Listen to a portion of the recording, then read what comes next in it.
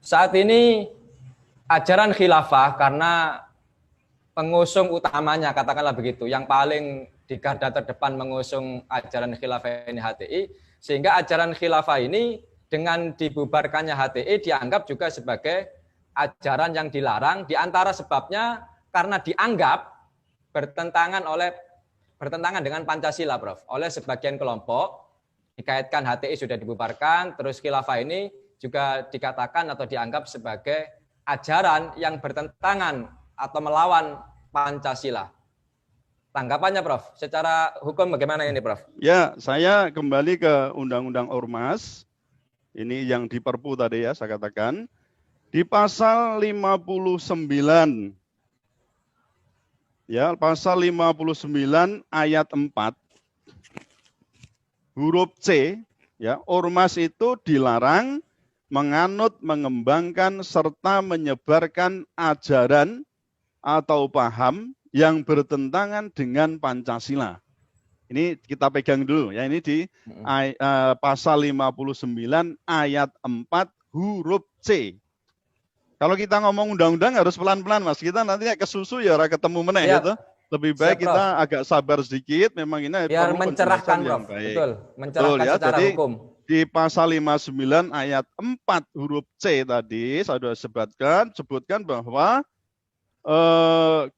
ormas itu dilarang menganut, mengembangkan, ya, menyebarkan ajaran atau paham yang bertentangan dengan Pancasila. Nah, kalau begini tok kan riweh ini mau apa saja yang dianggap bertentangan dengan Pancasila.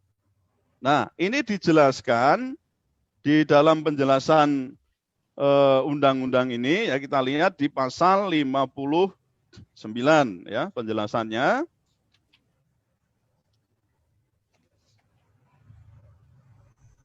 Nah, yang dimaksud dengan ajaran atau paham yang bertentangan dengan Pancasila antara lain ajaran ateisme.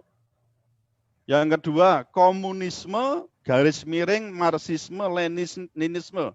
Jadi Marxisme Leninisme, ya, komunisme itu masuk yang dilarang, atau paham lain yang bertujuan mengganti, mengubah Pancasila dan Undang-Undang Dasar Negara Republik Indonesia. Nah, sekarang pertanyaan kita kan, apa itu statusnya khilafah? Apakah khilafah termasuk paham lain itu, gitu loh. Nah, kalau kita sedikit ya, saya ketahui tentang ajaran Islam. Yang ada di fikih, nah ini ada buku fikih yang sangat sederhana. Mas Nawawi saya kira juga pernah membaca ini ya, bukunya karya Fikih Islam. Ya, Fikih Islam karangan Haji Sulaiman Rasyid. Saya punya buku beberapa yang dikarang oleh profesor di Ummul Qura ya, di mana itu, di Mekah, ya, yang bicara sama disertasinya tentang khilafah yang saya baca itu didasarkan pada 66 kitab. Jadi ini bukan sembarangan kan. Artinya begini, khilafah itu adalah fakta yang ada, ya, fakta yang ada di dalam ajaran Islam, terutama di dalam fikih siasah Islam. Nah, banyak orang mengatakan khilafah itu sebagai ideologi. Tidak bisa. Khilafah itu bukan sebuah ideologi, tetapi bagian dari ajaran Islam. Kalau ditanya ideologinya khilafah apa? Ideologi khilafah ya Islam itu sendiri. Kan begitu. Jadi Islam itu juga bisa dikatakan sebagai din dan juga bisa dikatakan sebagai ideologi. Artinya apa? Kalau hanya sebagai din biasa itu kan orang mengatakan ya itu hubungan antara manusia dengan Tuhannya saja. Dengan Allah, taruhlah begitu. Tidak mengatur bagaimana hubungan dengan sesama manusia, terutama bagaimana hubungan dengan soal pemerintahan, politik, dan seterusnya. Nah, masa Islam mengatur tentang politik? Loh iya, wong Islam itu sebagai agama yang sempurna. Masa Allah menurunkan sesuatu yang sempurna, ngatur negara aja nggak bisa? Nah, persoalan pengaturan negara inilah ada namanya sebuah sistem. Kapitalisme punya sistem pengaturan negara melalui apa? Demokrasi.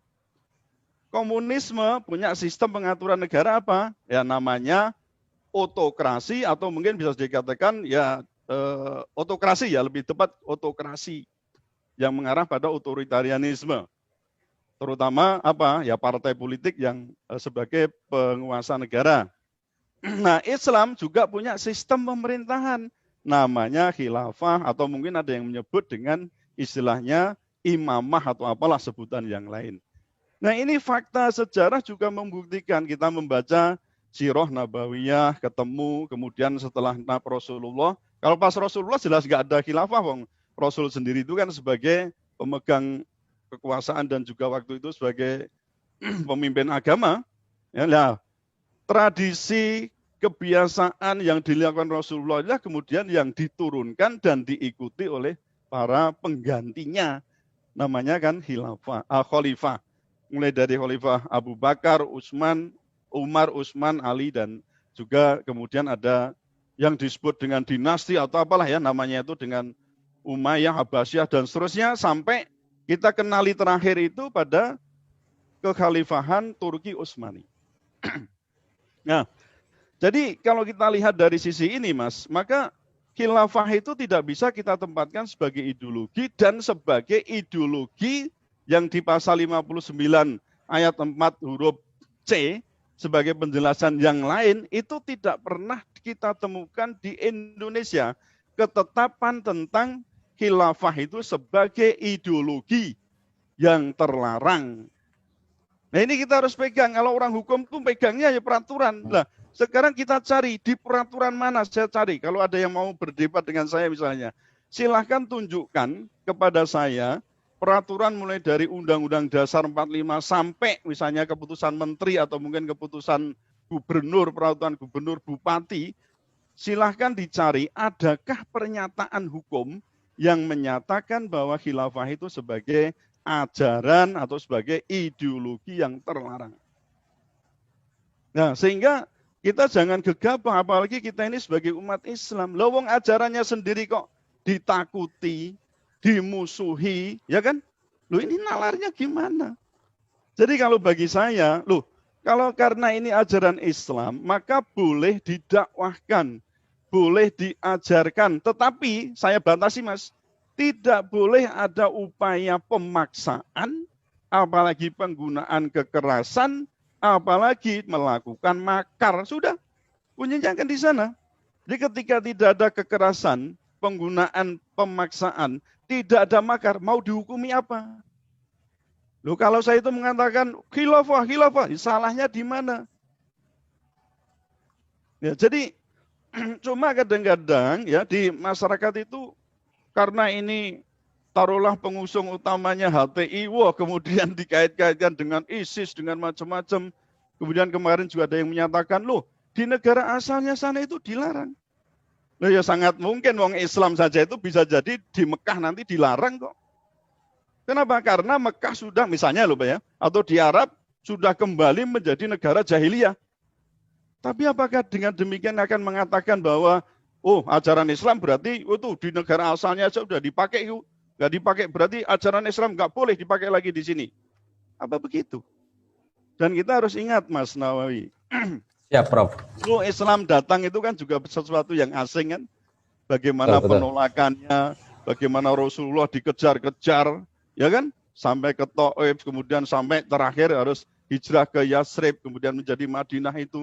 Enggak sama, itu banyak penolakan.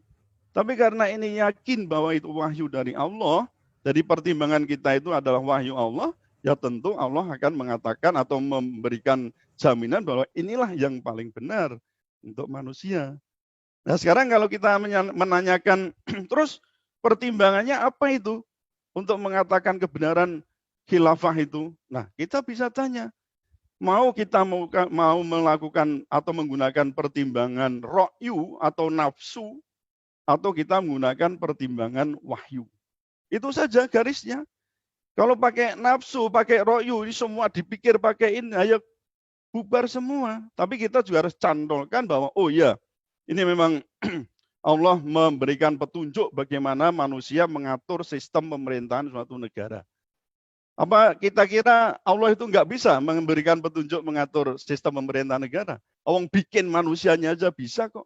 Apalagi cuma bikin sistem pemerintahan. Jadi hal-hal yang apa ya, istilah saya itu kesimpang siuran semacam ini memang kita harus perlu pertegas, kita apa ya namanya, kita koreksi supaya ya kita ini tidak semakin lama semakin tidak dewasa ketika menyikapi tentang isu-isu yang berkembang yang menurut saya ini adalah, dan bukan menurut saya saja, tapi berpedoman pada karya-karya yang ada, kitab-kitab yang ada, bahwa khilafah itu adalah ajaran Islam, bukan ajaran sesat, apalagi ajaran setan. Tidak semacam itu, Mas.